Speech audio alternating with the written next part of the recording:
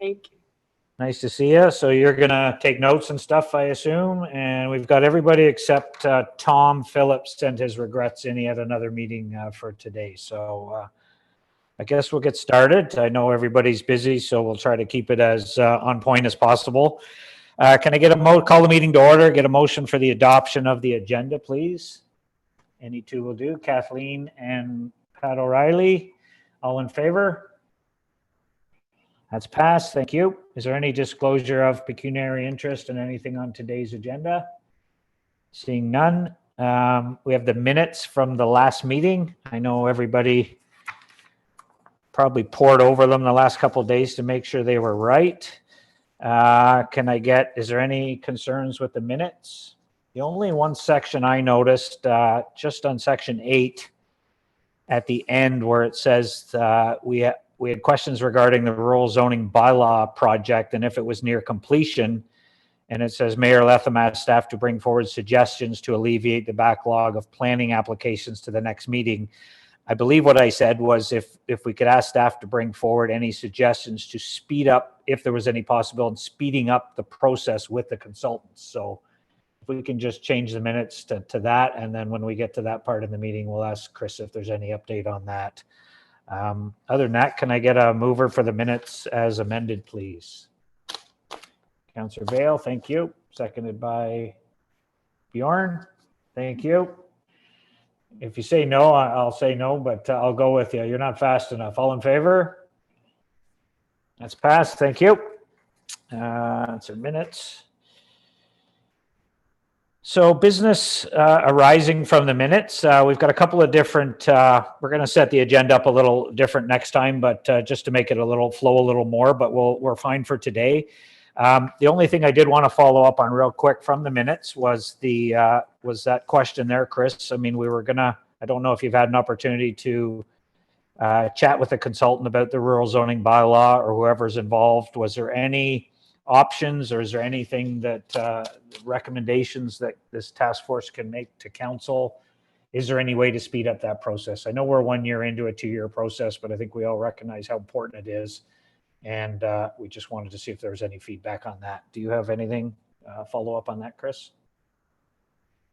You're just on mute, Chris. Yeah. Okay. I did talk to Richard about it, and the difficulty is that the next phase in the process is to do a series of public workshops to sort of go over a number of the sort of main rural issues. And, until we can get either an alternative to the standard forms of public workshops, or an easing of, allowing more than 10 people at a time, or maybe we just do it with, have a lineup outside the door or whatever. But it's getting that public, the workshops done, which is sort of the next step in the process for us.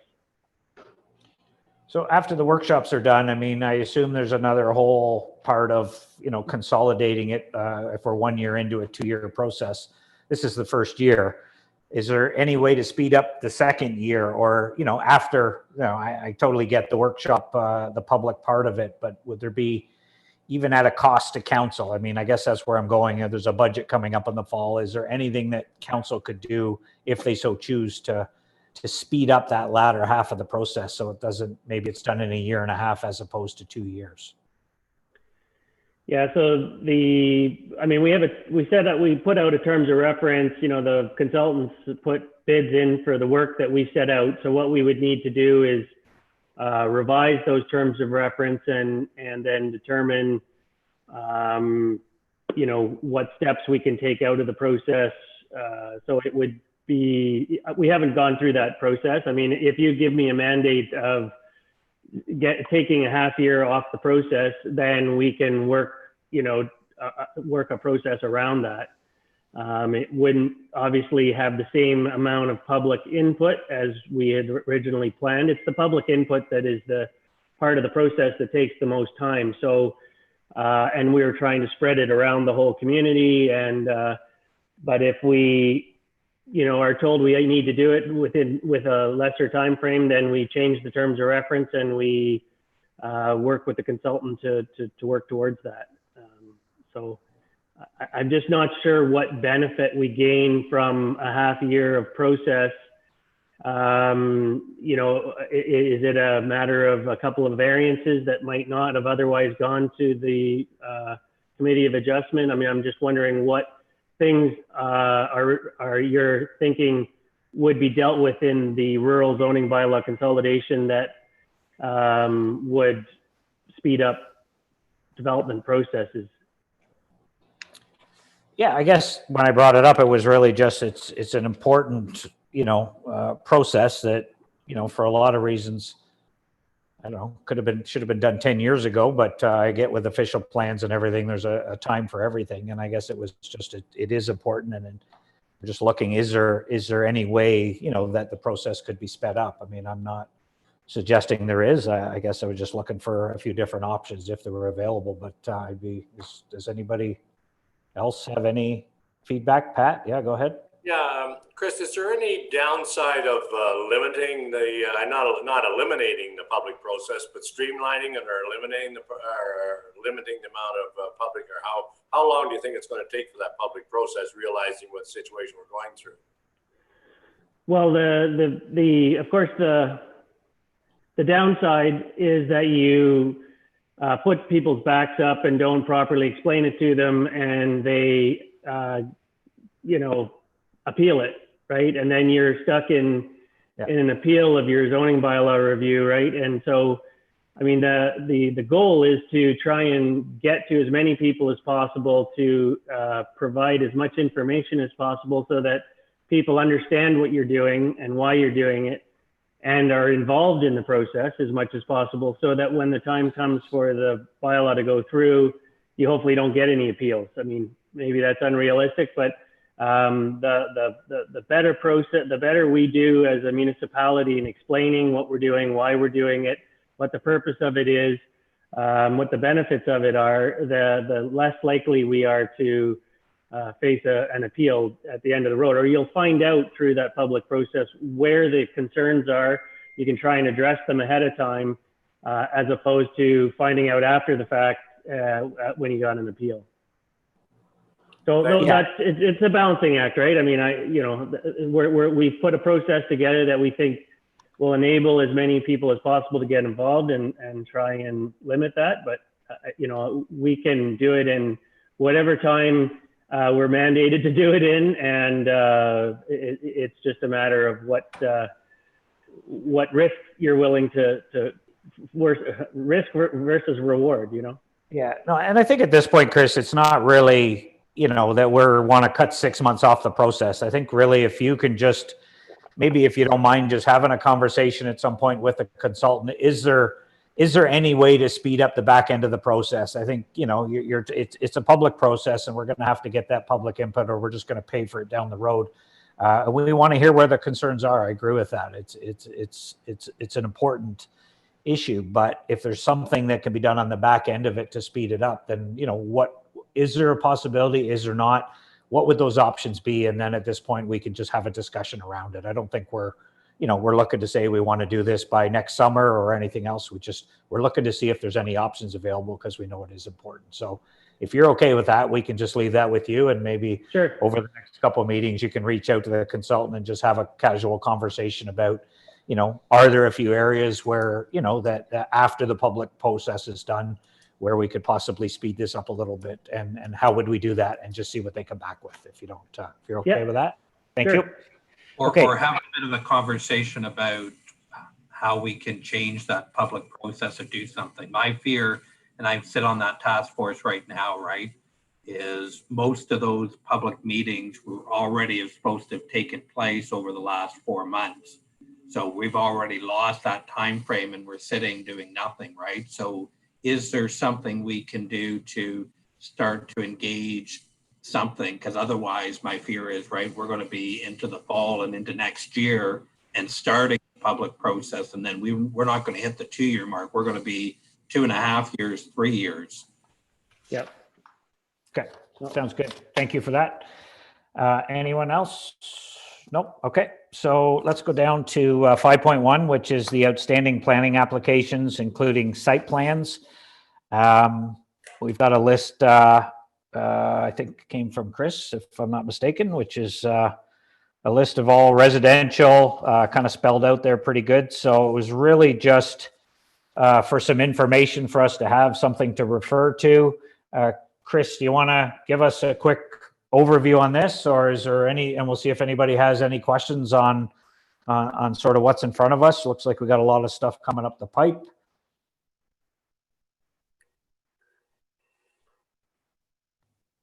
I just put a list together in terms of what's coming up in council over the next 3 council meetings, how we've sort of structured the next 3 months of planning advisory committee meetings. This, of course, doesn't include any of the committee of adjustment meetings, which is where the variances and the consents are dealt with. These are sort of the larger developments that we're dealing with. And these aren't all the developments. There are lots of subdivisions that we're in the midst of, dealing with conditions on. I mean, as we know, there's subdivisions that go back to the 80s that have just been renewed and renewed and renewed, and they're still ongoing. I didn't include those on this list. These are really just the applications that we have that we're processing right now through the planning application process. And then, of course, there's also other zoning applications that have been going on for long periods of time. And it's not the cause necessarily of the municipality, but they've just died in the water. There's been maybe an applicant goes out of, goes under and nobody's picked up the application. So I didn't include those. These are the ongoing applications, where they're at in terms of the council meetings. And then I just broke it down: residential, commercial, and industrial and institutional, in terms of what we're planning for the next 3 months of planning advisory committee meetings. Now, the site plans don't go to any planning meetings. They are just approved by staff and ultimately by me.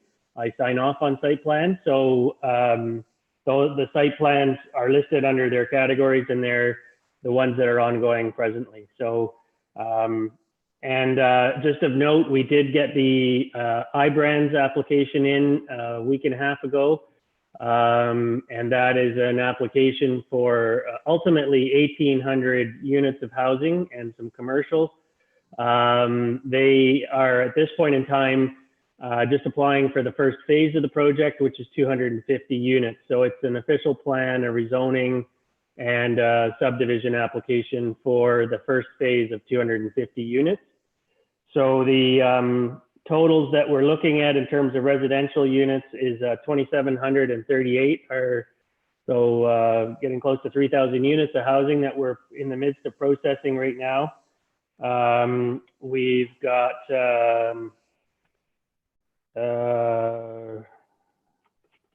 terms of commercial, we've got, sorry, I got my pages mixed up here.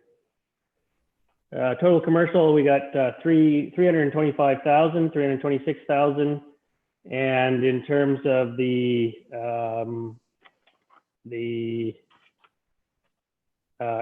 industrial, we've got,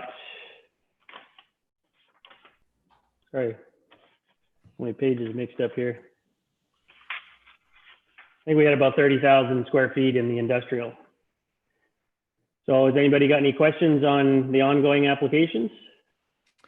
Are there any of those, Chris, that are stalled? Are there any of those that are sort of struggling? They're all in the pipe, but are there any that jump out that, and can you confirm that I've heard from the people about the large mid-rise going in behind Loblaws, the 220 units, they're chomping at the bit fairly fast to get going on that. Can you confirm that's coming to the July 28th council meeting for the zoning? The difficulty that we're having with that one is that the site is not designated for residential in the growth plan. And of course, we have to follow the growth plan. So we are looking at identifying that development as a seniors type of development, in which case we could say that it's institutional and then it would fit. So what we're asking the developer to do is provide the planning rationale as to how they can justify that development going forward, given it's not included in our growth plan right now. So that's the holding or what the stumbling block right now is getting the rationale together for that site as being a residential development site. Okay. And again, Number- we can't go against the growth plan, as I've explained in the past. We have to follow the growth plan. So we just have to try and figure out how we justify it in a planning way that makes it fit within the growth plan. It's a bit of a squeezing it into a circle into a box, or a box into a circle, or whatever.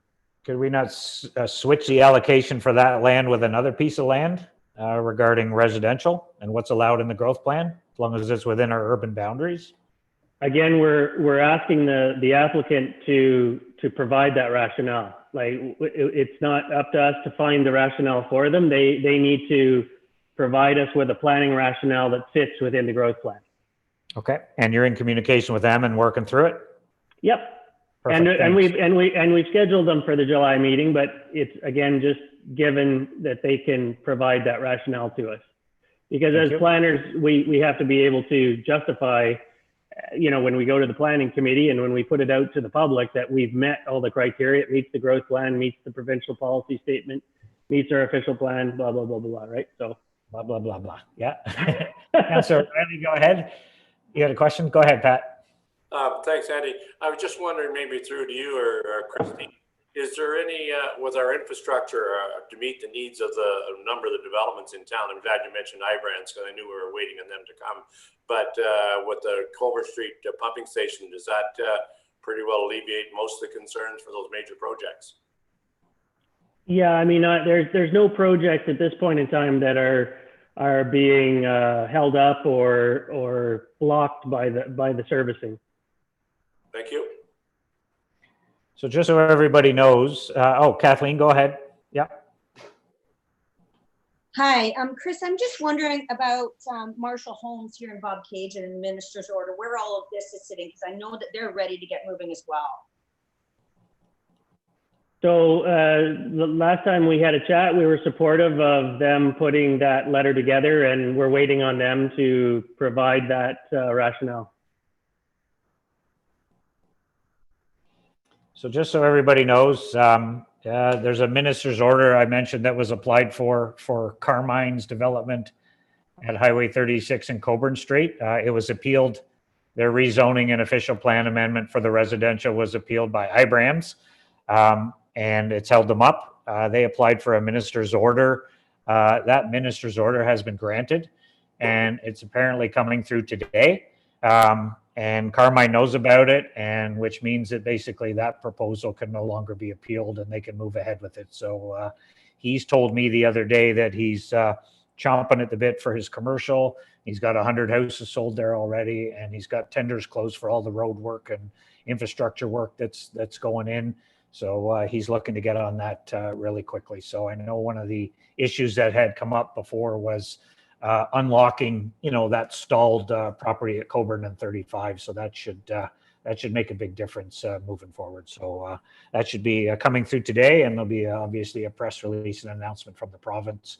That's good news for everybody. So we'll go from there. Are there any other questions on the any of the development applications in the process from anybody? Juan? Yep.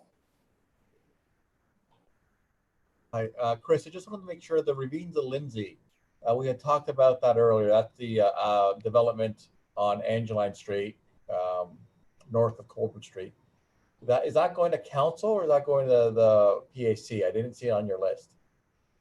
Yeah, so we weren't able to get it on the planning advisory committee meeting for this next one. But I did talk to Ron about it, and he said that we could just bring it straight to council in the July council meeting. So that's what we'll propose to do. And in bringing it to the July council meeting, we'll provide an explanation that due to the COVID pandemic and circumstances, we weren't able to bring it to the planning committee first, which is what the council policy requires. So council will have to, I guess, pass, it'll be part of the recommendation that council acknowledges that normally this would go to a planning committee. They're okay with it not having gone to a planning committee, and that they're going to approve it in the council meeting. Yeah, excellent. Because I know he has a few houses already sold. The servicing is going very well. So I think by the end of the month, they'll be in a position to hopefully connect to our infrastructure. But in order to do that, they have to have a subdivision agreement executed, the AM plan executed, all that stuff. So I think that works well with their time frame if it gets approved by council at the end of this month. Okay. Sounds good. Thank you. Any other questions on any of the planning applications before we move on? Okay, we'll move on. I just want to go down to 5.3 first. We're going to get the working group input from Rebecca, but let's look at there was a list that was asked for, pre-consultation application list and process, I think was asked for by Bjorn at the last meeting. There was some concern about pre-consultation applications are confidential. So we couldn't really supply a list until they actually put an application in there considered confidential. But I know Chris wanted to give us a bit of an update regardless. So I'll turn it over to you, Chris. Go ahead. Yeah, so I talked to Sherry, who kind of leads up the pre-consultation applications and meetings. She told me that they just sent out 4 more last Friday. And so the next round of pre-consultations, the next grouping of 4 is due to go out July 17th, and we still have room on that. There's still room for 1 more application on that. So we're actually caught up now because we're only 2 weeks away from the next one, and we still have room for that one. So we have now caught up with the pre-consultations. And in terms of the prioritizing pre-consultations, Sherry said that they always leave room on an agenda. So let's say they have 4 on an agenda and that's going forward. If they get a significant pre-consultation application in, they have room that they can add it to one of those meetings that are coming up. So the prioritized applications don't just wait in line. They do get pushed up if and they leave room on the agenda so that those can get put on if need be. So we're caught up, and we do prioritize applications as they come in. So when you say we're caught up, Chris, I know at the last meeting we talked, I don't know if I remember, it was a 6-week lag until we were getting people into pre-consultations. When you say we're caught up, are we now, you're saying the next batch is in 2 weeks. Are we now, if somebody walks in and he wants to set up a pre-consultation meeting, are they like getting a meeting within 2 weeks? Is that what you mean by caught up? Yeah, so right now we still have room for 1 more application on the July 17th circulation. So yes, if 2 people or 3 or 4 or whatever come in, then they would be bumped to the next one. But right now we are caught up. If 1 more comes in, they can get on the agenda. If 5 more come in, then they're on to the next agenda. Okay. So they'd be looking at a maximum of a month if they don't, an additional 2 weeks if they don't get on this one. Yeah. So Mark, you and me had a bit of an email. You sent me an email with some great suggestions for pre-consultation meetings. I just wanted to know if you wanted to touch on any of that with the group. Just some of those recommendations you made certainly made sense to me, but I don't know if you want to expand on them a little bit and just have a little bit of a quick discussion with the group. Go ahead. Yep, sure. Can you guys hear me there? Yep. Can. Okay, just so a couple things I had suggested was some of the things I've seen as being a bottleneck is that after the meeting, sometimes there's a significant timeline before the pre-consultation meeting minutes get circulated. So one suggestion I might have is one thing I've observed sometimes more than one person from various departments at the meeting, and I'm wondering if one of those people should be substituted with more of an administrative type staff that can make sure that those minutes get out in like some kind of a 48-hour timeline. I don't think I'm the only one that's experienced sort of a 4-week plus delay on meeting minute circulation. So that was one thing I was suggesting. Something else I brought up, this is probably a little bigger, that's a small thing, but a little bigger discussion was I love the idea of the pre-consultation meeting minutes. They're meetings, and I think that they're worthwhile. I do find that often the list of requirements from departments like, say, engineering is often the same or very similar. And because the application for a pre-consultation meeting, as I understand it, now I haven't reviewed it recently, but there's not a lot of information for planning, engineering, building to really assess the merit of the application. So I'm just wondering if there's a possibility of being able to provide a little bit more information as far as a basic site plan sketch, and then have it circulated electronically and allow 2-week kind of timeline where the departments could just respond with an email response. I wonder if that's a possibility rather than have the actual formal meeting. I think they do something similar to that for site plan applications now, as long as you have zoning and everything's in place, that you can submit a bit of information and they'll circulate it internally and get some feedback.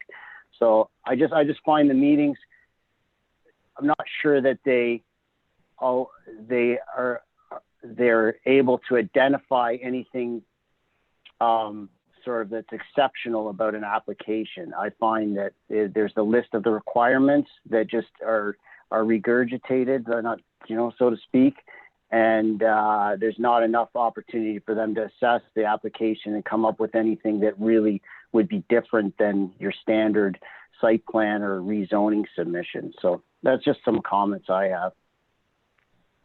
No, I'm wondering, Christina, I know you touched base on the last meeting about some of the pre-consultation and I think some of those comments probably match a little bit with what you were discussing earlier. I just want to know if you had something you want to comment on that.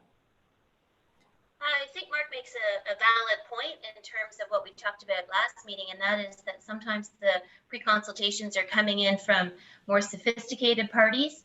They may already have a planner involved or an engineer involved, and we might get a very robust submission that we can review for pre-consultation. And certainly, to Mark's point, those would result in very specific comments and often more helpful. But often the pre-consultation is somebody's attempt to, put a line in the water, and we might not have as much to review in the submission to be able to provide really specific comments. And often what has happened is that when we go to the pre-consultation, we all hear the review of that application together. So to Mark's point, when we've had an opportunity to see it ahead of time and possibly discuss, and Rebecca has been at some of our meetings as well, when we've had a meeting as an internal group to review some of those pre-consultations ahead of time, it's helped to identify any savings in terms of this has already been through a certain review and somebody knows the history on it, and or sometimes those little speed bumps that we might want to identify right away. So I think the pre-consultation submissions being much more robust would help, but also I think being realistic in terms of sometimes we need to address people that don't have the same background in development, but then bringing it to that internal group, which is sort of what I was talking about before, almost a pre-screening whereby it's obligatory that everybody does have that opportunity to review it a couple of weeks before the meeting, so that we make sure that the commentary and the results of that review are leading to facilitating that person developing, if that's what is great. Yeah, so I'm just wondering if there's an opportunity when I understand what you're saying, Christina, there's often various levels of experience with some of these pre-consultation meetings, but if there's an experienced developer, you know, that comes to town and wants to make a submission, and they are able to fill out a pre-consultation meeting application with more information that they would already have. They already would have done their homework and would have a lot of that information. And then it was a matter of the departments kind of going through. I'm not trying to make it oversimplify it, but just that, you know, from engineering standpoint, you're going to want a stormwater management report and you know, site plan, the grading, servicing, all that kind of stuff. It's all the standard things, and then there might be a few little quirky things that might need some more discussion. But I'm just kind of wondering if someone's willing to put the time in and provide a more, as you say, robust application with more information, and then the engineering, planning, building are able to just come back with a list of requirements, and they say, yeah, we're good to go. Just wondering if there's a way to bypass the formal meeting. So if I may, one of the challenges that we have with the pre-consultation process is, as I say, it's not until we're in the meeting itself where we receive the summary as to what is required, often from a planning perspective. So if you need a rezoning, there's a certain list of things that we would be requiring. If you don't need a rezoning, but you need a site plan, and that sometimes comes up at the end of a pre-consultation, or you need a subdivision, depending on what planning application you need, dictates what your requirements are. So that's why on our website, we have all the engineering requirements for any development that you might need. And that way you can go through that list. So yes, you're right. We do have a very generic template list, but we are specific if, for instance, municipal drain, or there's something to do with, you know, proximity to another sensitive feature, et cetera. But as I say, if we don't know until after the meeting what the actual application is going to require. So if you look at the summary, it's always May, May, May. And that's where, you know, we are at the mercy of what is the city reviewing when we're doing this application. Right. Chris, you had a comment you want to add into that? Just, we'll get back to you, Mark. Yeah, just so to explain what we're doing right now, we actually aren't having meetings right now. So we are just referring it around, as Mark suggested, and this could be a great learning experience for us to say we don't necessarily need to have meetings. And as long as we get, you know, good, solid information up front, we circulate that information to everybody. It all comes back to the planning department. They put the package together and it goes back to the applicant. And then it can be really up to the applicant whether they want to have that one-on-one or Zoom meeting or something, if they feel that there's things that need to be explained, or if they want to get a more fulsome feedback from the various agencies and staff. So we are evolving the pre-consultation process as we speak, because we've had to, but I think we've learned that there are other ways to do it. And certainly from the applicant's perspective, if they don't have to drive up from Toronto, so that's something they would appreciate, I know, but they have that opportunity if they want. Yeah, go ahead, Mark. Yeah, no, I think this is a good opportunity to test out some of these processes, because, you know, we have an excuse for not having in-person meetings. So if we can refine that process and make it work and feel comfortable with it, it gives us a real opportunity there. One other thing that I brought up in my email was just around some of the timelines with deeming applications complete. And I don't know, Chris, if this works from a planning perspective, but I know like sometimes there's a delay in just the time when the planner gets an opportunity to look at the application and deem it complete. I've also experienced on a few occasions, and I don't think it's just myself, where there's just sort of one more piece of information required, which isn't unusual, and I don't think it's unreasonable to think that something else might come up that's why it's a process.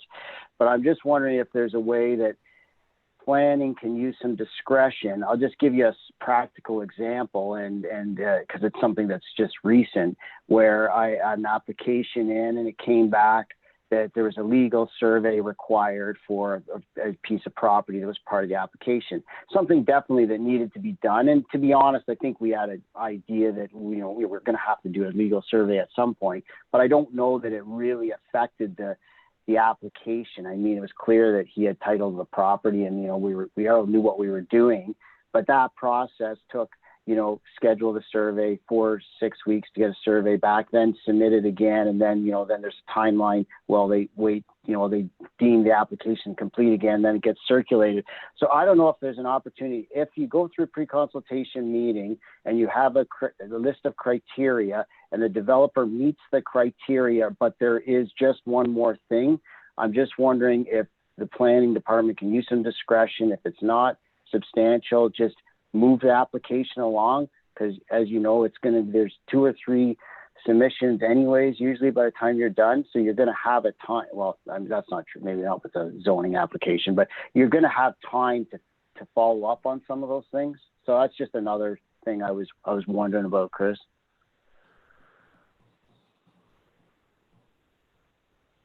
So, yeah, and the way the deeming an application complete works is there's a 30-day maximum time frame for to deem an application complete. And I would be the first one to agree that that it doesn't need to take 30 days. I mean, staff has 30 days, and I think they fall back on that. In my mind, and I've certainly talked to staff about this, and it's a volume issue, I know as well, but to get to an application, as you say, and determine in the first week of that 30 days that something's missing would save, 3 weeks of time for, by the end of that 30 days, you would have already brought back that survey or whatever was needed that was missing. So I support you all the way that, we could do better in terms of deeming applications complete quicker. And that would get things turned around quicker as well. But I do also appreciate that there is a volume issue in the numbers of applications coming in. And I think part of the resolution of that, which I need to speak to staff about, is right now we have 1 staff member deeming applications complete, that's Sherry Ray. Maybe we need to have multiple staff deeming applications complete so that it's not just one person responsible for that volume of work coming through, and that we spread out that process so that there's more people working on it and we get that turnaround quicker. And that process, does that have to be done by a planner, or could that be done by, like, under the supervision of a planner? Could that be done by a more administrative type person? I'm not saying there are any more available, but I'm just asking if there's any opportunity to get some help with that process. Yeah, we actually have 3 new staff right now, 2 new staff and 1 replacement of a staff. So we've got some extra staffing now that can help with that. So can also help with, we've got 2 junior staff that are working on the pre-consultations for us right now. And I'm going to suggest can also help with the deeming the applications complete. I don't think I would want to leave it to an administrative person to do that, just because you have to have a certain understanding of the planning process and how planning works to ensure that, you are getting all the right information at the beginning. And I do appreciate, yes, there are bits and pieces of an application that you could let slip and just let it go and get it later. Some applicants are better at following up than others. And so there's always that balancing act of, what do you let go and what do you not let go? And do you never get it because you deemed the application complete and the person says, well, you deemed it complete. I technically now you can't ask for anything more from me because you already deemed it complete. So if an applicant wanted to call you on that, they could appeal it based on that too. They could say, I shouldn't have to provide that information because you've already deemed this application complete. Yeah. So I guess there, to your point, Chris, I think the better thing would be to try to compress that timeline. If you get that down to a week, then you know, if 30 days is what's legislated, if you can get that down to a week, then that's reasonable that the applicant has, you know, 3 weeks sort of thing to get that report or a survey or whatever back. And then what I think what the frustrating thing is, if it waits for the full 30 days, from the outside looking in, we don't know, you know, necessarily everything that's going on. So then it's like, it's been there for 30 days and then you find out on day 29 that you need that. And that gets frustrating for people. So I think if they could compress that to a week, that would be very helpful. Awesome. Thanks for that, Mark. The other comment Mark made, Chris, that maybe you can just comment real quick on is any opportunity through a change in personnel to get the minutes from pre-consultation circulated a little quicker than that 2-week turnaround. Is there anything you see there where we could get those information back to the applicants quicker?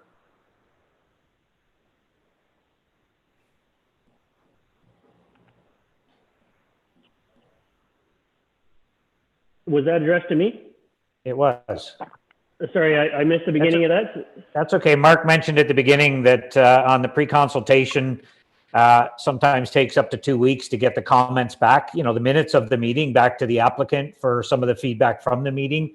And it was a good point was made is, you know, by switching some personnel, or is there an opportunity there to turn those minutes around quicker so that the person can get that information back in front of them to know what's required sooner than, you know, than that waiting for the 2 weeks. Do you see any opportunities there to speed that process up a bit?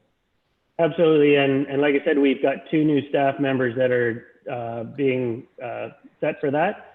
In the summer times, normally we have 2 summer students, and we use the summer students to help with the pre-consultations. And so that in the past has been how we've been able to sort of catch up on pre-consultations and get on top of them.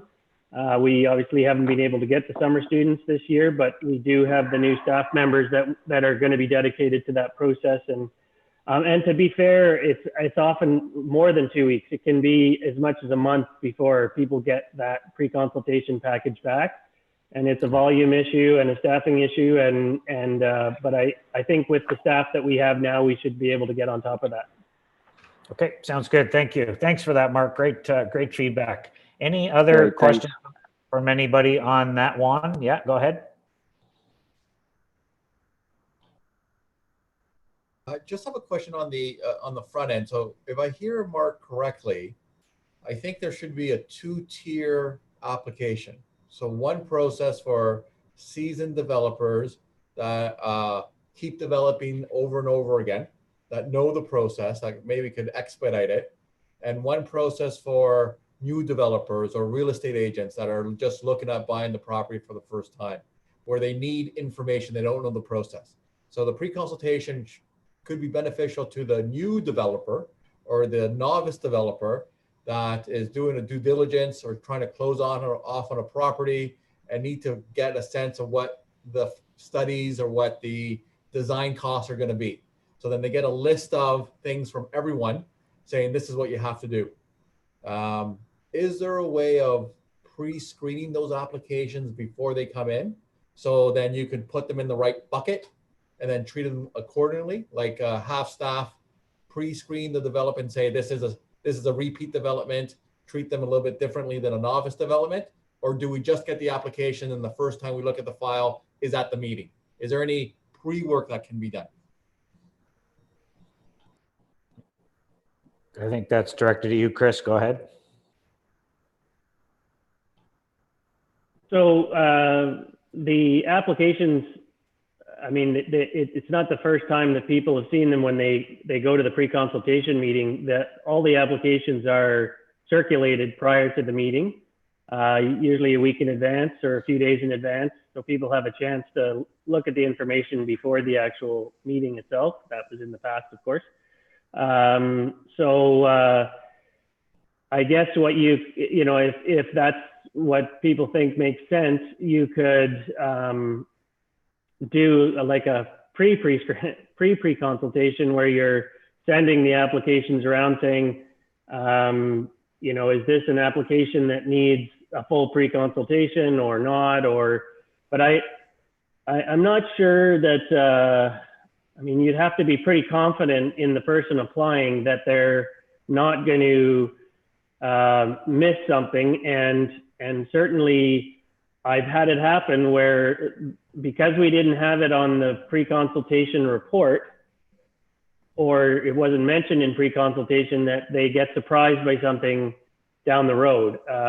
So you want to make sure that you're as detailed as possible in that pre-consultation final summary as to what's expected of people. So it's almost like deeming an application complete, that, you know, you want to make sure that 6 months down the road, they don't say, oh, well, you know, you never told me I needed to pay development charges. So now the whole thing's not financially feasible anymore because I didn't know I was going to have to pay $140,000 in development charges. And that has happened, where people have said that, and it's almost killed the project. And yet I look back at the pre-consultation report, and it does list, you know, that development charges will be required as part of this application. And it's a question of how carefully the person who got that package back after the meeting, how carefully they read it. You can, in some ways, you could put the best information forward, but if people don't follow the information or what's being provided to them, it's not going to help them. Okay, any other comments from anyone? Chris, I'm wondering if you wouldn't mind just sometime over the next couple of weeks, just some of the recommendations we've just talked about here or seem like good ones, and you seem open to exploring making some of those changes or making some adjustments. Could you supply me with just a sort of a brief on what we've talked about here? And then when I go to council on the 28th, I would like to give them an update on the task force and some of these concepts that we're discussing and that you're moving forward with some of these recommendations would be a great update for the rest of council, if you're okay with that. Sure, yeah. I can just do it in a memo, but if you can just supply me the details, I can put it out, and along with any other recommendations from the group that need to go to council. But I do want to keep council up to date as much as possible. So if you're okay with that, thank you. Any other questions on that process, pre-consultation, just before we move on? Okay, seeing none. So let's move on to 5.2, which is the working group input. I'm going to turn it over to Rebecca first. We've got some great information, and I did just want to add, Rebecca, that 3 weeks ago when we had this conversation about working groups and what did the task force want to do, we all agreed we needed to get on these quick and try to get some feedback as much as possible before things got really busy with everybody.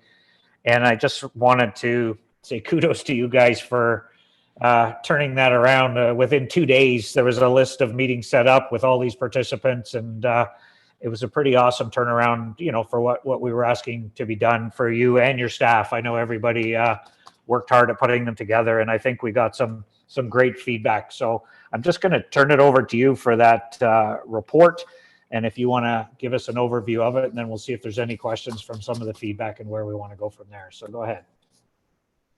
Okay, thank you. So as was directed by the task force last time, we did set up the working groups. There were 10 different groups that took place over the course of 8 days. The report that you had gives an overview of the process, and many of you participated in those working groups. So thank you. And the feedback from my team was when members of the task force were there listening to the working groups, they thought that it added an extra element of importance to them, that people really felt like they were heard. And that's what they were looking for. So thank you for that. So as stated, we had 10 different groups. We met with restaurants, tourism, small business, culture, construction, retail, manufacturing and food processing, agriculture and agribusiness, innovation, and downtowns. Most of the groups hit that 10 to 12 participant range. There are a couple of people who participated in multiple groups, but overall there were 63 or 64 unique participants in this period of time. It was a tricky period of time for people who are in retail to participate, and some of the industries did find it difficult, which, as you know, this is very much a summer economy that we have. So there are more people that would like to participate at some point in time, because there's a lot of interest in this. So included as in the 2 attachments are a list of all of the different people that participated in the group, so you can see their names and the businesses that they came from. And the other attachment is a list of all of the recommendations that were discussed in those working groups. So I'd encourage you to, if you haven't had a chance already, to really read through what those recommendations were. And the ones that are bolded, we had asked the participants to come to to vote within their group what were the top recommendations that they wanted you to know about. So those recommendations have been bolded. And really, they quite nicely follow the information that we received from the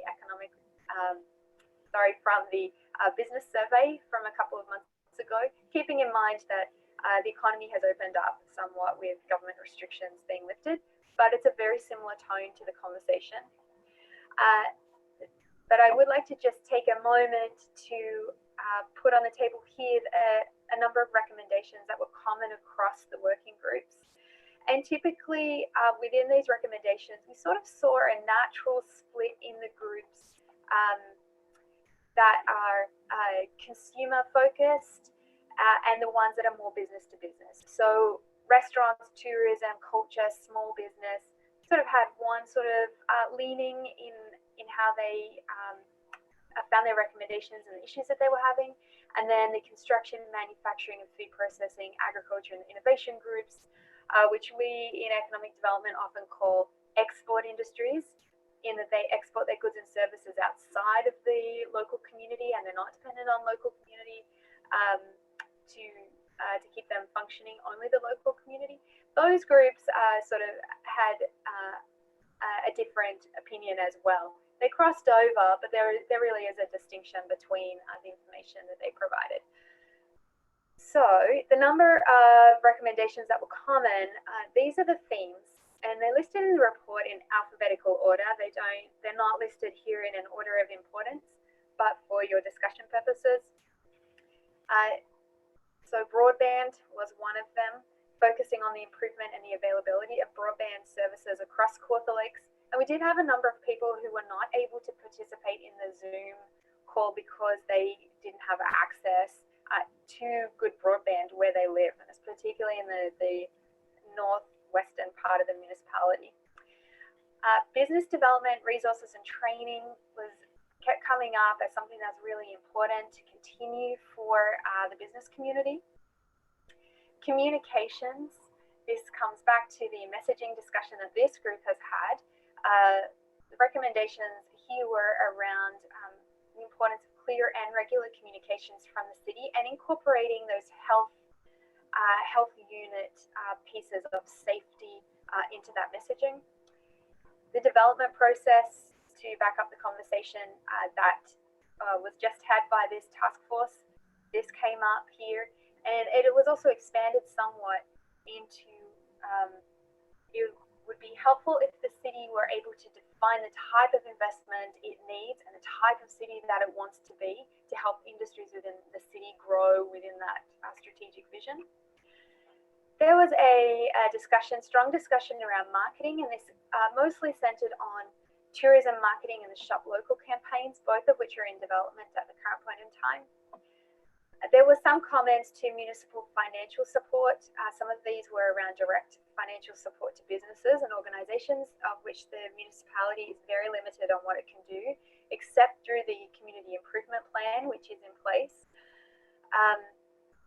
Municipal infrastructure and services support was an area of interest. And the discussion really focused around the importance of public infrastructure to support businesses and industries as they reopen. So public washrooms, garbage receptacles, patio space, signage, all of these things were identified. And then the last area here was around workforce.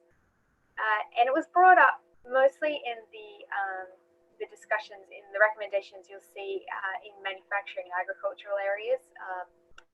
But it did span across the discussions in many of them around workforce retention, access to childcare, and also span into the attraction of labour and some really interesting discussions around as the outmigration from the GTA starts to occur, as people do not want to be in highly dense and concentrated areas, that there's a great opportunity to have a new workforce come to Kawartha Lakes. So those were sort of the general themes that came out that will hopefully inform your discussion in a moment.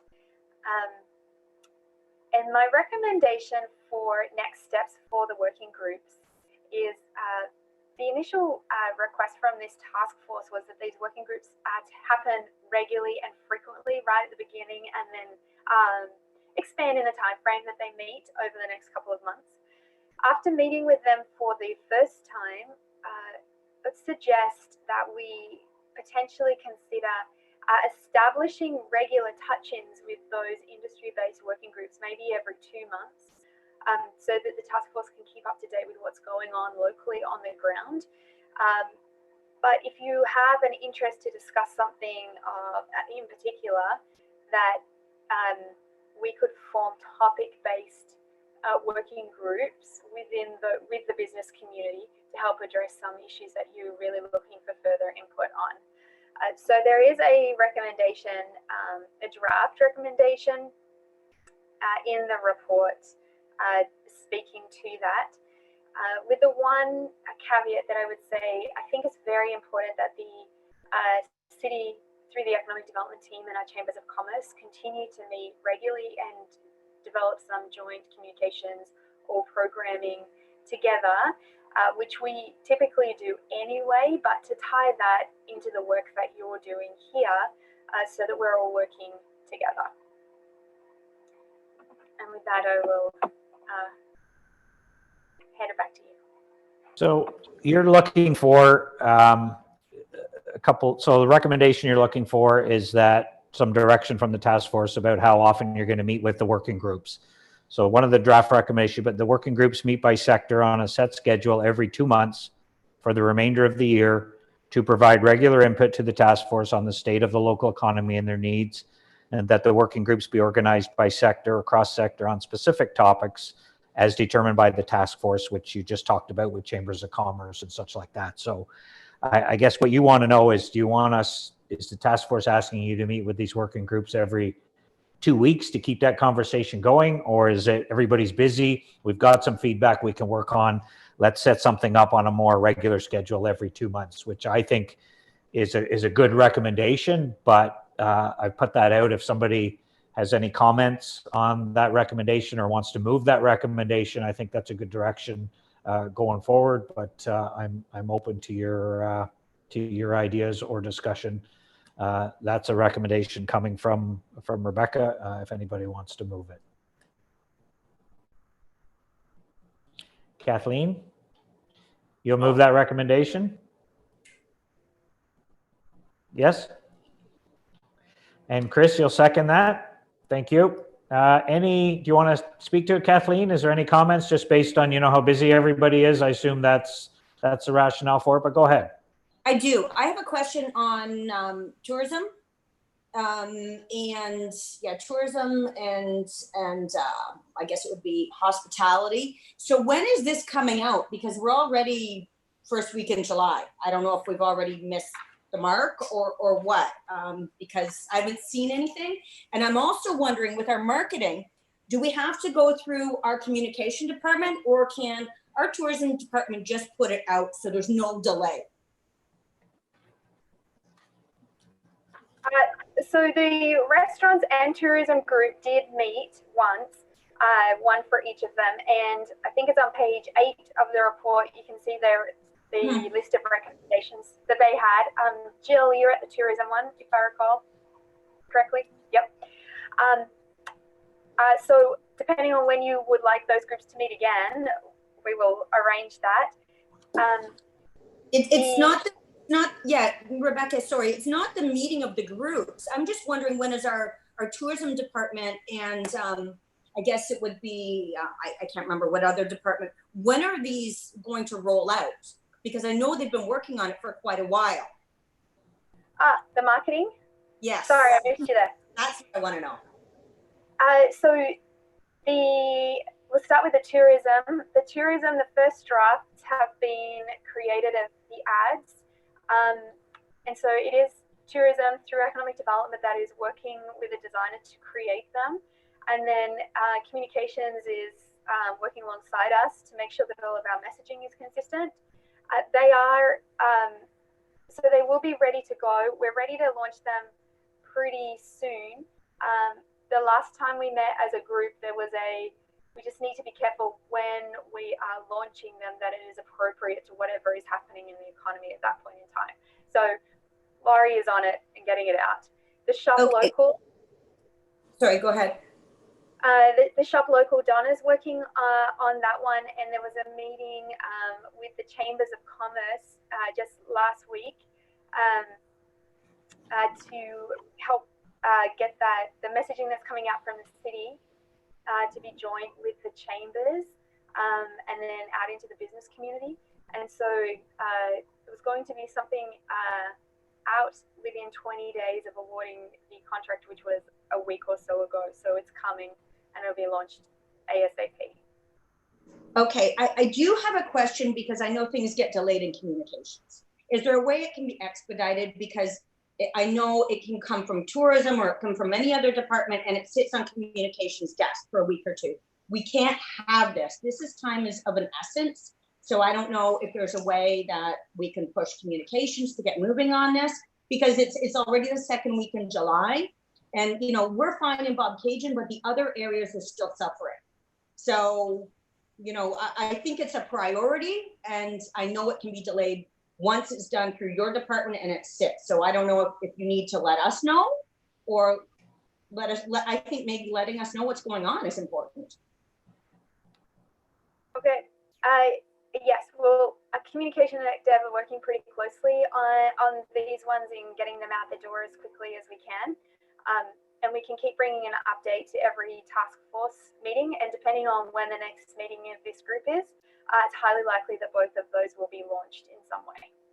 Or even an email just to let us know that this is rolling out. So we can keep, yeah, and then we can share it as well, right? Perfect, thank you. Yeah, I think the thing we need to keep in mind as well, I'm not going to agree with you that communications is holding this up all the time. I think the message has to be consistent with everybody. But the other thing that we have to keep in mind, we can't focus too much on first week of July, second week in July, right? We can't control that. We all got a late start. I'm hearing that within a week we might have a phase 3 opening, for the rest of the businesses, some interior in the restaurants. If we're marketing for people to come up here, the health unit tomorrow is going to announce a criteria for masks are going to be mandatory inside all commercial businesses and retail businesses in the city of Kawartha Lakes, Haliburton, and Northumberland. So, these are part of our marketing as we get further along with a phase 3 opening, and we want people to come to Kawartha Lakes.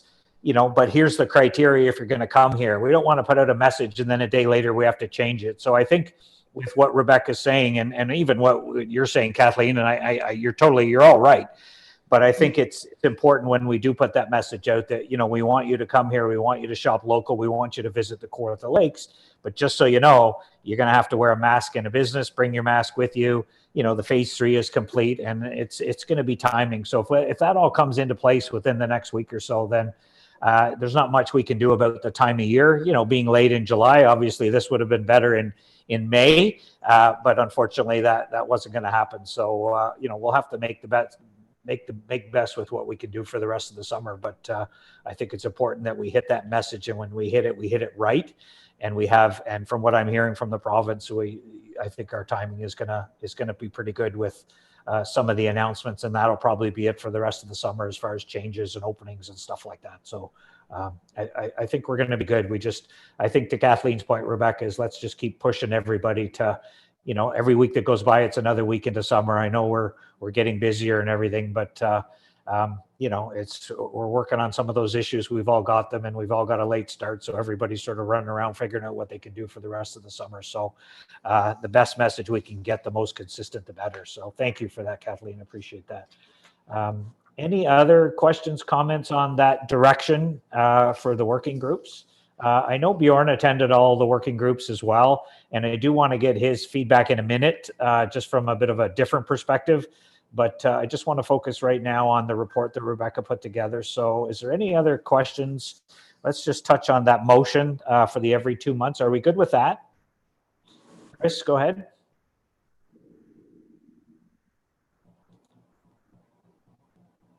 Chris, yeah, you had your hand up. Yeah, sorry, I got 3 screens going here, so my mouse is all over the place. I'm just wondering, in terms of the infrastructure needs of the commercial business, retail, restaurant, tourism aspect of things, the garbage pickup, the washrooms, the things that, you know, kind of support the businesses in the community, is there a desire or a need to bring something forward to council to add money to the budget, to hire more staff to look after these things, to provide these things? I know that the opening of washrooms has been an issue in terms of timing and when they're open and how early they can get them open, how late they can get them closed, that kind of thing. And garbage overflowing. And I attended 7 of the 10 meetings, and it was repeated over and over again that this was what was really wanted. That, you know, there aren't a lot of things the city can do, but the kinds of things the city can control are, you know, the overflowing garbages, the access to the washrooms. And I know there are constraints staffing wise and budgeting wise, but if this is really what the community or the business community is asking for, is this something we should be taking to council for an additional budget amount to alleviate those issues? I would certainly agree it should be, but we'll see what everybody else thinks. Any other comments? Kathleen, go ahead. Yes, I had my staff cleaning out the garbages on Bolton Street. They weren't pleased about that, but the garbages are overflowing, and normally they're cleaned out, and they're not being cleaned out at all. So on the weekends, usually once or twice. So my staff were doing it, but it would be great if we could have something for the garbages. And as you know, we get a lot of emails about the washrooms as well. Yeah, yeah, I mean, we've had the discussion about the washrooms. I mean, it's we don't, you know, I don't know what I keep hearing about washrooms in the downtown. I don't know what that means. You want to put a porta potty on the main street or something? Is that what you're asking for? Because I hear that from businesses, I know, but I hear that from businesses downtown. It makes no sense to me. You know, we're in Fenelon Falls. We have the locks. They have washrooms there. We have some public washrooms. We have a park that's a couple blocks to the back where the washrooms are open. And I think to Chris's point, they're not opening early enough. They're not staying open late. You know, they have to be cleaned every 2 hours. So, you know, it's everybody wants porta potties everywhere, but with the new health, you know, the health criteria, they have to be cleaned every 2 hours. It's impossible. We don't have the manpower or the people power to, you know, to send staff. We never did have, and without any summer students this year, we certainly don't have it now. So we're going to have to try to figure something out. But to Chris's point about, you know, these are important issues. If it's opening a washroom a little bit later, if it's supplying washrooms, and I talked to the other Jen Johnson this morning about adding some porta potties to some of the beach areas or some of the water access areas around the city. They're not really even beaches. They're not city official beaches. They're just access where there's some sand. And, you know, we're going to have to try to get some porta potties and hire a contractor to go around and clean them, which again is going to be budget items. So I totally agree with Chris that I would plan on adding that to my memo if the task force agrees that we should certainly have a discussion with it about council, that service level. And do we want to finance a higher service level? Because this is important to our downtowns and to our, not just our downtowns, but to our tourists who are coming up here to access different parts of the city. So the washroom access, porta potties, and somehow we need to do a better job at picking up the garbage. And one of the recommendations I made to her is if we can't get the garbage only twice a week in some of these points and it's overflowing, why don't we put 2 or 3 cans out and then pick them up once or twice a week instead of having 1 can that's, you know, with 2 cans on the ground beside it. So put out more garbage cans if you can't pick them out more often, or have them picked up more often, one or the other. So I think that's a good thing to bring forward. So Kathleen, go ahead. I have one more thing, and I don't know if we need to put it onto council, but normally, and I don't know about Fenelon Falls, but in Bob Cage and in the beach park, there's buoys. So there's a rope and buoys everywhere. Now, I've had a few comments and emails and people stopping in at my business saying that now sea-doos are coming up onto the beach and pontoon boats in the center. So there's a lot of problems there and it's unsafe. So I know we can't fix stupid, but maybe we need to get the boys back out. I emailed Jen about it as well, but I think it's a safety issue now. I don't think it's a council issue, Kathleen. I think that's just an operational issue that we can talk to staff about and say, look, if we're going to have a beach, we need to put a beach out properly and make sure it's done properly. They probably, with everything going on, just haven't got to it yet. No, I know.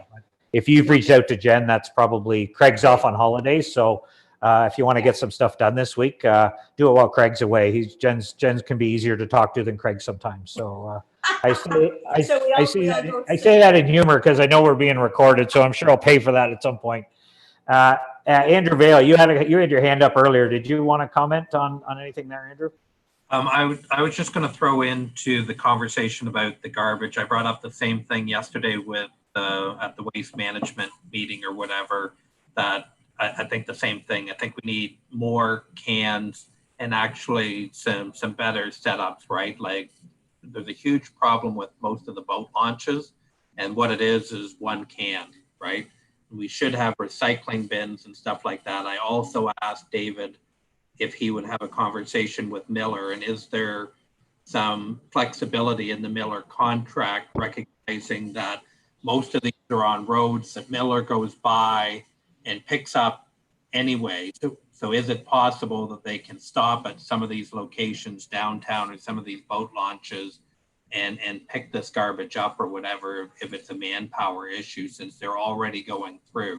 And in a lot of cases with some of the community organizations, I know in Woodville, the Legion has a box and the garbage gets put in the box and Miller comes, opens the box, takes it out and everything like that, right? So they were going to reach out to Miller and have a conversation there as well. I think that's a great idea. I was just going to say, what did Miller come back with? But if he's reaching out, then keep us all posted on that, because that's there's different ways this can be done for sure. So, Pat O'Reilly, go ahead. I'm just wondering around the porta potties, realizing we don't have the staff, would it be possible to have a conversation with the contractors to put the porta potty out? Would they realize that that's out? It's going to be a budget item as well, as Chris has brought up. But I wonder, would they have a person or persons be able to do the job that we have to sanitize them on the access points, which we have 3 or 4 in the city. So just I talked to Jen Johnson this morning about it, Pat. The contractor who puts the porta potties out, down on the job, whoever it happens to be, they clean them once a week. They don't have the people to do it anymore, but that doesn't mean there's not another contractor available who we could have going around if necessary, cleaning porta potties and collecting garbage or whatever. So she's looking in to see what some of the different options are on that. So the porta potty guys won't do it, but we'll go from there. So any other comments on that? So we have Chris, go ahead. Yeah, so there was 3 things that people seem to repeat over and over again, and so it was the washrooms, the garbage, and the third thing was getting the word out marketing wise. And I know Rebecca's group has got some things in the works, but getting the message, a very clear and concise message out to the GTA and the people that we want to welcome to this community. A, that we're welcoming people. B, that we're being safe about it. C, that here's the things that you can do while you're here. So it was all about sort of clear messaging out to the surrounding communities to welcome people to our area and let them know what's available when they get here. So I'm just clarifying with Rebecca that that's what's being proposed in the marketing that they're doing. Hi, Chris. Yes. That has been part of the discussion around marketing, and the feedback from these working groups has been shared with the crews that are putting these marketing campaigns together as well. Okay. Okay, we're good. So we have that motion, working groups every two months, except the workings will be organized by cross-sector specific topics as determined by the task force, which gives us, they can reach out anytime. So that motion is out there. Is there anybody object to that? Instead of asking all in favor, because y'all ignore me, I'll ask if anybody objects. Then if you ignore me, it's automatically passed. I see you're all ignoring me, so we'll consider that motion passed. Perfect.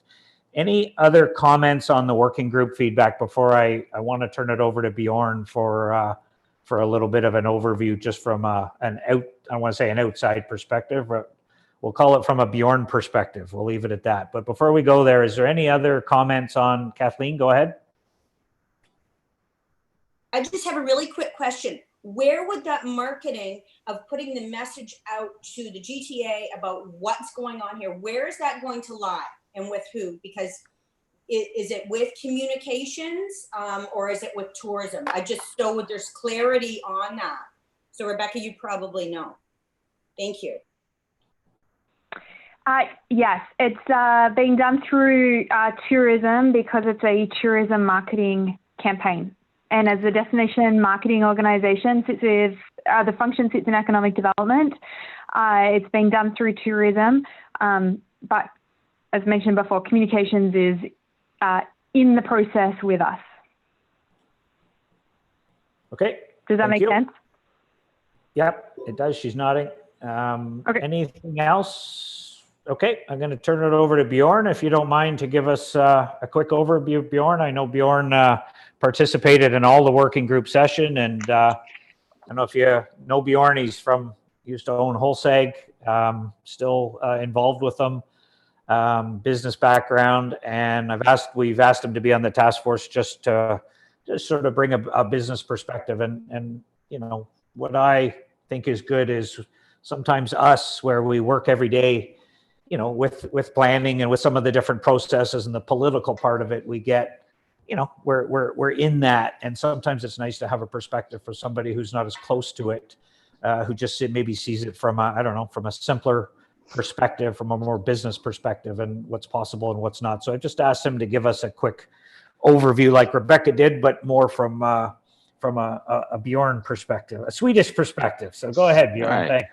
Thank you, Eddie. Thank you, and also thank you for not just saying that I don't know much, because I haven't been around this arena. But it is all due to me, and I will do my best not to waste your time with suggestions based too much in ignorance. But I'm also going to speak my mind as I see it. I sat in on all these meetings just because it is new to me, and I wanted to hear firsthand what people had to say. And as Rebecca said, there were about 60 or so different people in the meetings. It was nice to hear. There were a lot of good points that they made, and I see she brought forward 71 suggestions from those meetings. Obviously, we can't deal with all that many. I feel a little bit like I haven't done enough. This task force was founded on May 26th, and I don't think we've really done anything, and it's already July 7th. By, you know, some of the timeline in politics, I guess that is not a big deal. For me, it feels a little empty at this point. When I listened to it, I was struck by how many of the people, the real participant, I'm not talking task force members or staff or Chamber of Commerce, but they're people who have businesses here. They're very realistic. They don't expect the moon. They ask for very basic things, like you say, the garbages and all that, and they don't expect handouts for nothing from the city. Very few of them do. They ask about tax deferment and things like that, but that's not really that no one is expecting to get much. What I heard, the meetings that were the liveliest were the construction, the manufacturing, and the innovation. One of the things that struck me the most is that they're unhappy with the permit process. They think that we ourselves stand in the way of economic activity that outside people, or that people in the community and from outside, want to provide us in terms of development and building. That was sort of the most passionate part of these 10 meetings. And again, they were fairly small groups. There were 3 participants in the construction meeting. There were, I think, 5 or 6 in the manufacturing. Innovation, I think, was 6 or 7 participants. And they brought up even workforce. They said there's a housing shortage in Lindsay. House prices are higher here than elsewhere, which ties back into getting these developments going. If I was to treat this the way I have had to treat my business my whole life, I would look at what are the biggest things we can do, what will make the biggest difference quickest. And to me, I think we're already on the communication piece in terms of a marketing campaign. I heard from Rebecca, it's going out probably in the next week or 2. Great news. The other big piece, of course, is the broadband. Like everybody's bemoaning the poor internet that we have rural communities here. And I understand that's also in the works. I think the planning and development and building, I know virtually nothing about it. I've had to do it myself personally a couple times. Had some bad situation with my company where I think it was a policy issue more than process that stood in the way of putting up an expansion to my factory. So we instead went and snagged one of the 42,000 square foot buildings that Crayola was renting on and off. And when they left it alone long enough, we rented it, and then they couldn't cobble together enough warehouse space in Lindsay, so they ended up moving. And I'm not sure whose fault that is, but that was quite a few years ago, and maybe it's better now. But I think that if you look at the process of permits, I think that is one piece where that's mostly within our jurisdiction to deal with. I think there are 3 levels of it. I think there is the policy, the process, and communication. And my suggestion from my own past experience is that if you deal with the communication bit first and make the process a little more transparent and open to the applicants, it will also make life better for the people in the planning and building department. The sense I have is that a lot of people who have made applications, they are unhappy with the speed of it. They're unhappy with the process itself, that sometimes they get asked for information later in the system.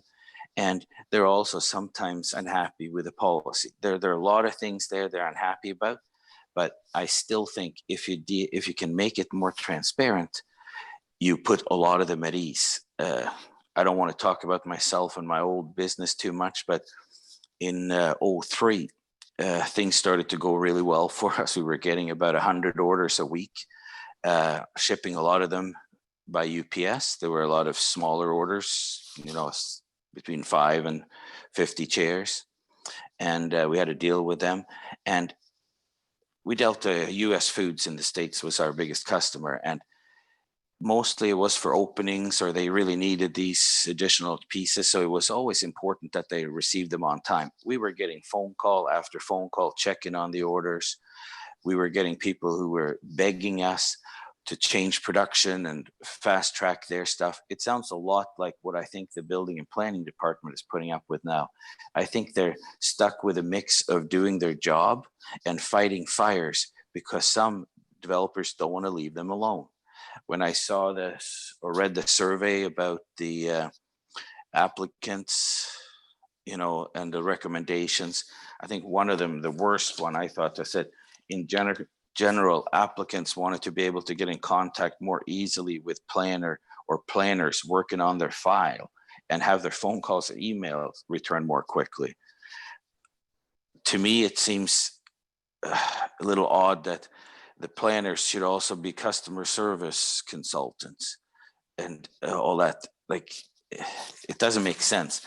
The system we put in 2003 was a very basic system. We split our production into 4 or 5 stages, Every week we updated where each order was in this. So if the customer logged on and punched in their order number, they could see where in production that was, if it was in assembly, if it was in finishing, if it was in packing.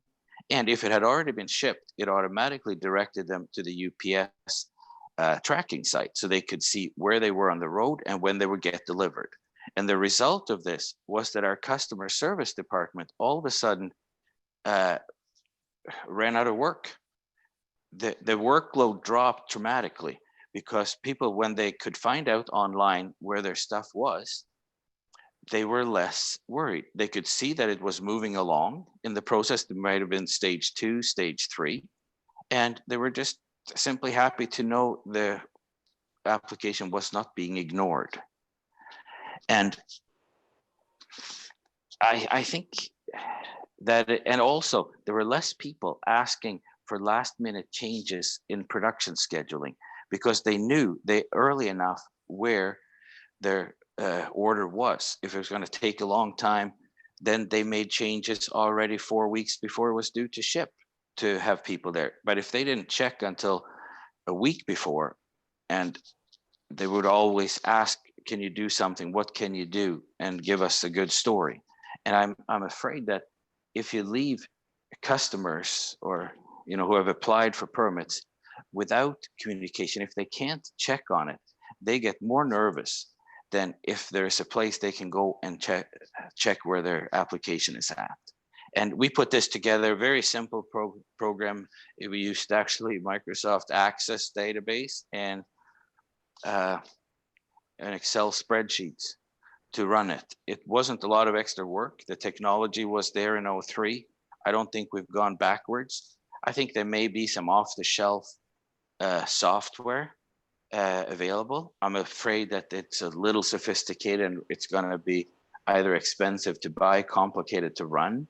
I think we can easily put in a very, very basic tracking system, host it just outside, like on an outside server, not inside the city server firewall, but just have a very easy access for outside. They can go in and see where things are at. There should be an email address if they have any questions to say, here is the next stage, the person, and we estimate maybe before July 10th that it will go here. And if you have any questions, email this person. And I think we will save ourselves a lot of time. I think we will allow the planners to do their job. And I think we will keep the people applying much happier if we can just provide the very, very most basic information system online. And I think that should be the first priority for us. That's one thing that I think we should do immediately. I'd like to talk to whoever Chris suggests I talk to in the department, because I think if we're going to make any changes, we're going to need everyone to buy in. Whether it's private or public company, you get nothing done unless you have buy-in. And it has to be something that sells to the staff as well.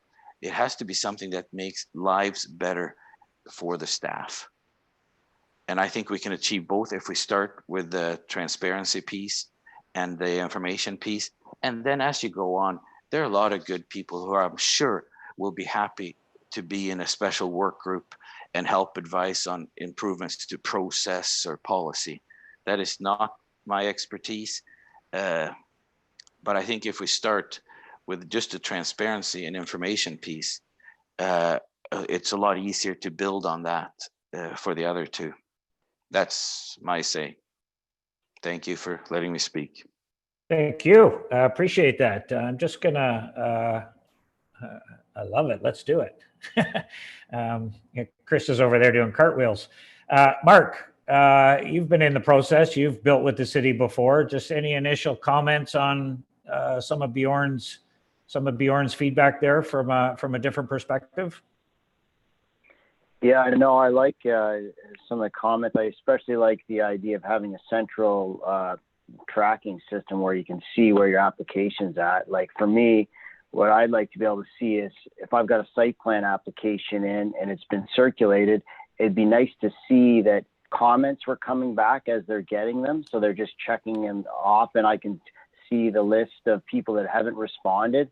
So that can be frustrating. Sometimes, there's one department that just doesn't get their comments back. So I think that would be great. I think the other thing I appreciated him saying there was just planners as customer service agents. That's where I was trying to, a few weeks ago, just sort of get that idea of somebody else that's kind of there in between. So planners can keep doing their work and keep them freed up. And if there's someone else that can be that customer service type presence, I think that would be a really useful thing to explore as well. Yeah, no, I agree. I think it's good. I appreciate that from both of you. Are there any questions for any of Bjorn's comments? I've got a bit of a proposal I want to put out there and see what you guys think. But Kathleen, go ahead. Andy, you may recall during our KRCA meetings that they've implemented this as well. So maybe there's some kind of program that they're using that we could use as well. Yeah, no, I know there's programs out there, and I know, I don't know enough about what they are, the technology of them, and with the planning is obviously a little more complicated, but I think with the right initiative, I think what we're talking about makes a lot of sense. It's just a question of how do you implement something like that. But what I propose, and we certainly don't need to have the discussion here today, but I think these are great ideas, and they sort of back up with what Rebecca's some of her feedback and from the working groups. And what do you think about the idea of putting a small working group together that maybe Bjorn would volunteer to lead?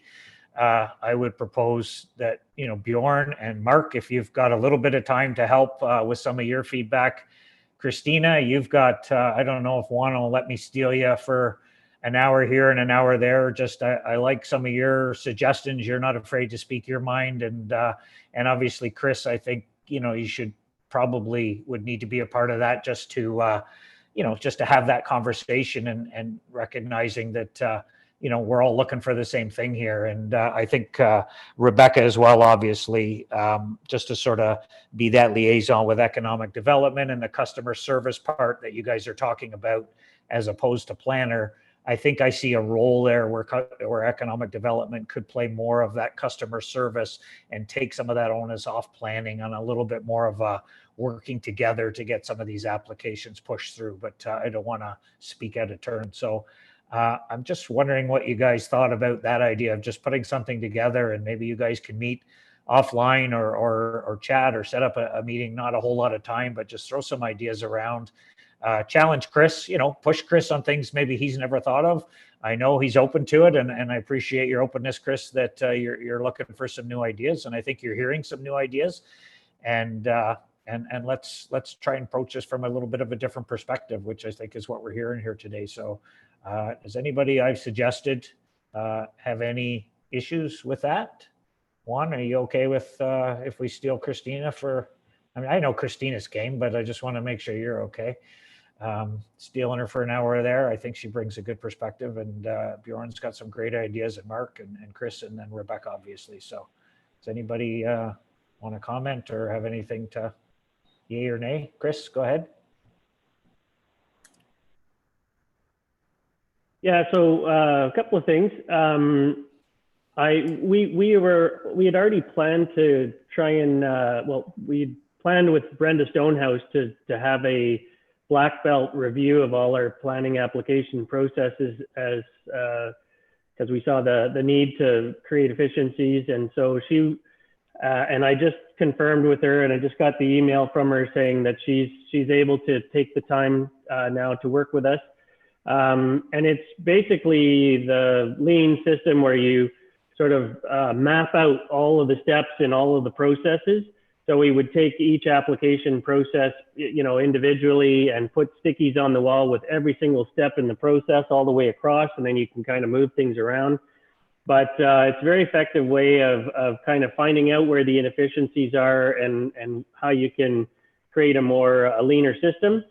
So that's something that we had planned to do, and Brenda's now just emailed me to say that she's willing and able. And she also said she'd be willing to sit on the group that you're just talking about, Andy. So I think she'd be a good addition to that group if that makes sense to you. Yeah, I have no objection to that. I know Christina has a lot of that training as well. I don't know at what level you're at, Christina. Sorry, I apologize for that, but I think Christina could probably bring a lot to that conversation as well. But anybody that's, you know, willing to bring forward some ideas and look at different ways to do it, then you know, certainly open to that as well, Chris. Yeah, and the other thing, just of note, I just got an email from Sherry Ray saying that the Thornhill application, the condo builder, or the apartment building in behind the Loblaws, they've submitted their planning rationale. So it looks like we haven't reviewed it yet, but it looks like they have submitted what we needed to go forward to the July council meeting. So that's Awesome. good news. That's good news. Thank you. Bjorn, you had something you wanted to add? Go ahead.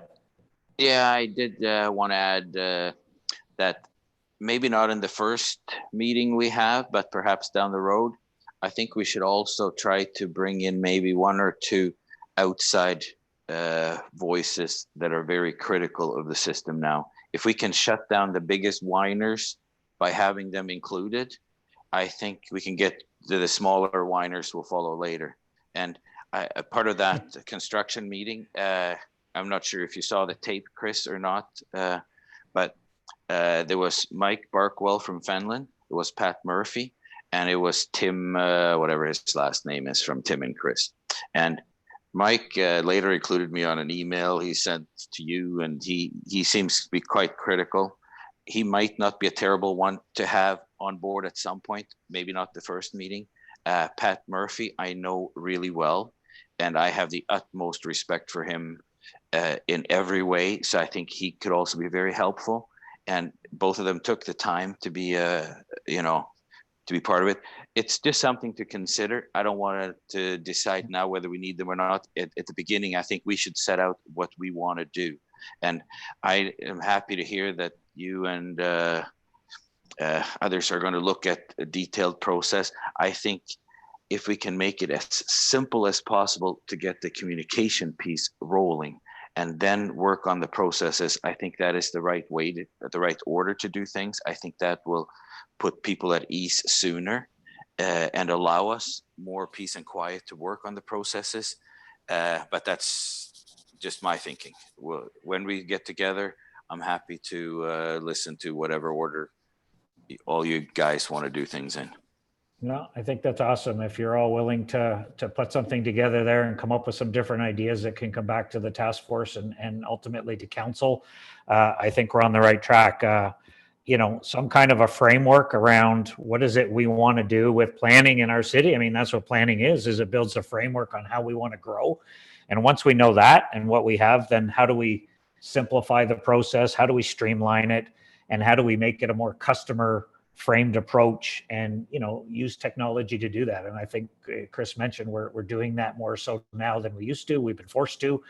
And how can we expand on that technology to sort of make this a better experience for everybody? Because all the marketing, as we know, and advertising and trade shows in the world won't do any good if when they come here and they don't have a good experience or they don't have a positive experience when they want to do something here, then we're really just we're blowing our brains out at one end and trying to pick up the pieces on the other. So putting that together, I think, is great. And if you guys are willing to do that, then I think we've made a good step forward there. So thank you for that. Any other comments on that before I move on? Thank you for that, Bjorn. Okay. So the last one we have here, I'm not going to touch too much on infrastructure stimulus right now. Before I go away from that, though, the other okay, so let's go down to business recovery. We have a report from Emily, the development applicant survey. I'll just ask Rebecca if she's still with us to maybe she can go over that with us real quick. This was a survey that went out. I know Emily reached out to some of the different applicants. I think it ties in with what we've been talking about, but it is a separate report. So Rebecca, can you give us a quick 2-minute overview on that report and we'll see where we want to go from there. Yes, absolutely. Emily was the person that reached out to these applicants. Planning provided the list, and it really was applicants from all different shapes and sizes and types of applications, and they were very honest in what they were talking about. So Emily's report actually includes an alternative recommendation, which you'll see in there, which perhaps can be tied into the work that we were just discussing. That staff be directed to review and provide a report to the task force on process changes that could be implemented to streamline the development process, application process, and that staff be directed to review and provide a report to the task force on policy initiatives that could be implemented to provide clarity to development applicants. And you'll also note that these were circulated, the attachment outlines the details of the discussions that took place. And these really do follow a very similar train of discussion that was had today. Some positive discussion around pre-consultation, areas of concern around communications, timeliness, commenting, forms and resources, submission requirements, pre-cons, Planning Advisory Committee and messaging and identity, as well as suggestions for streamlining and improvement, specifically around communications, timeline, pre-consultation, staffing, policies, and the website. So I think that it's a great report to read and really helpful to inform the discussion. And perhaps this could be one of the foundational pieces for this working group that's getting started up to help inform that discussion well. Yeah, I agree. And I think the recommendations are there. I'm not sure we need to approve those at the task force, because I think exactly what we've tasked the working group with taking some of that information and coming up with some different ideas to come back. So I think if you're okay, this report clearly streamlines right in with that. I mean, the concerns, process and the need to develop and implement clear city policies regarding expectations and requirements. It goes back to the communications, transparency. I mean, we're all talking about the same thing. So I think if we give this group that Bjorn's going to take the lead on a little bit to come forward with some of those ideas, then I think we're all talking the same thing. So I think we're good with that, Rebecca, if you're okay with that, just leaving that as it is for now. That's the wish of the task force, absolutely. Okay, that sounds good. Does anybody have any questions on that report? Okay, now, Rebecca, the other thing you had asked me for, and I just want to see what the task force thinks, is you had asked me about a motion going to council regarding the CIP. Some of the tools that every time we change a tool in the CIP, which is our community improvement plan, it's a fairly tight plan that has to be approved by council whenever anything changes. And you're asking if it's possible that council could just approve giving staff the authority to turn on sort of all the tools in the CIP as needed, rather than having every single change come forward to council from there. Do you, have I got that worded right? I know you were talking to me about it the other day. Yes, right now council has turned on, there's a suite of tools around grants and loans, and council has turned on, to use that terminology, a number of them, but not everything. So we're asking, I think that a good direction to go would be that if council agrees to turning all of them on so that all of them can be used, then it gives staff the flexibility to be responsive to what's going on right now with the pandemic. And we can give council regular updates, and council can choose to turn off any one of those tools in the future at any point in time. Just thought maybe for those that may not be familiar with a CIP, maybe Rebecca, you could just tell them which ones are turned on right now and which ones, as an example, you might want to have turned on, just so they get a sense of the things that are presently being funded. Yes, absolutely. So some of the, and now I have to just find the list. Can you just give me 1 second? Yep. Well, I could just name a couple off that I know that heritage construction or renovation is one. If people want to retrofit their building for energy efficiency, they can get some support. Facade improvements. These are mainly sort of downtown Main Street types of incentives. Accessibility is another one. So there are certain criteria that you have to meet in order to get the grant or the loan. And so what we're suggesting is that we open that up more. So maybe now it includes awnings and maybe signage and other things that people are in need of, patio, funding towards patios, for instance, as an example, so that there's more flexibility in where that money goes to. So does anybody on the group have any objections to bringing something to council, asking us to sort of just give staff the authority to turn on all these tools as needed? Not that they're going to turn them all on at once, but rather than having each one have to come to council. Anybody have a problem with that? Because I could certainly put it in a memo coming forward. I think it makes perfect sense. Anybody want to yay, nay? No? All good? Okay. Kathleen, you had a question? No? Okay, she's good. So I think we're good, Rebecca. Don't work too hard. I think it was just a little bit of background we were looking for, but it's just tools. It is mostly for downtowns, but our community improvement area does include the whole city of Kawartha Lakes. So although most of the downtown areas will utilize it to some degree, it is open to all businesses in the city of Kawartha Lakes, different streams in different areas. So we'll get a further but Rebecca, if you don't mind, just send me a little bit of a brief and an email over the next week or so on just what you're asking for with some rationale, then I'll include it in my memo going to council on July 28th, if that's okay with you. Yes, will do. Thank you. Any other, that's all I have regarding an agenda. The engagement strategy on our agenda, we already, that was sort of from the last meeting.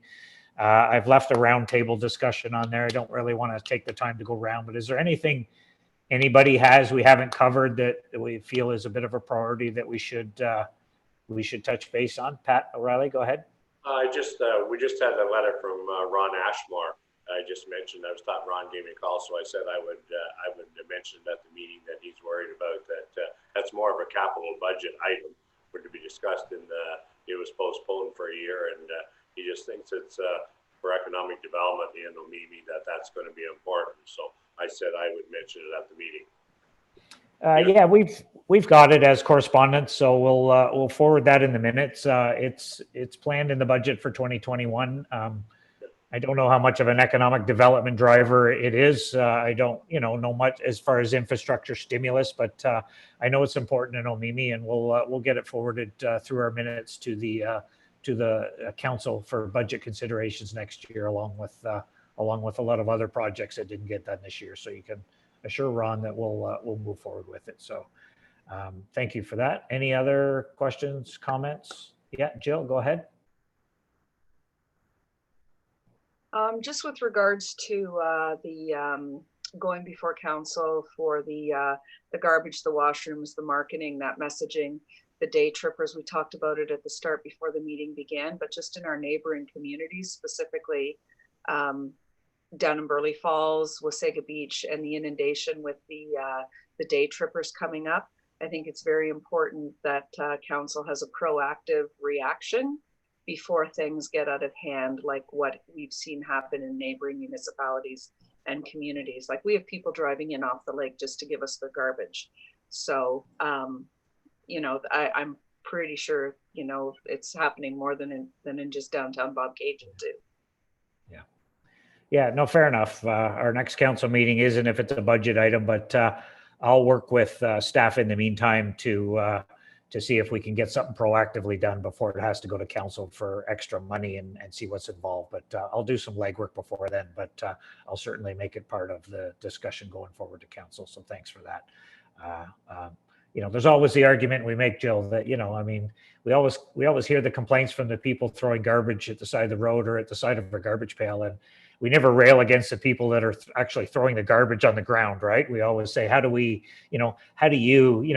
brought that stuff here. Why don't you take that stuff home? But I totally get that that's, you know, not a realistic conversation sometimes. We want people to come up in our community. We want people to enjoy what they're offering here. And unfortunately, that usually entails leaving garbage. But I have a problem when people feel they have a right because we don't have enough garbage pails to throw garbage at the side of the road or something. I have another opinion on that, but because we're live streaming live, I better not go there. But go ahead, Jill. I was just going to say, part of the challenge in welcoming our day visitors and our seasonal visitors back is that we are working on, you know, it doesn't sound very nice to say, but we are working on behavior modification, right? We're not only modifying people's behavior based on public health and the requirements of the pandemic, but we're modifying what's socially acceptable behavior as well. Like, it's not socially acceptable, and it's a very odd circumstance for everyone to be in. No, I agree. Yeah, we're seeing some, well said. It brings out the best in some people and brings out the worst in other people. And we as a municipality have to deal with it. So that's all I have. Is there any other comments? I'll just get you to adjourn. Thank you for your time today.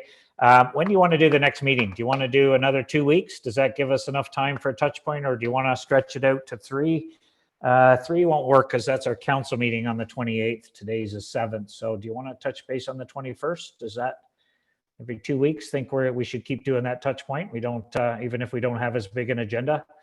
I know Bjorn's going to get to work driving everybody crazy with his next proposal. So we look forward to that information. We're counting on it, actually, Bjorn.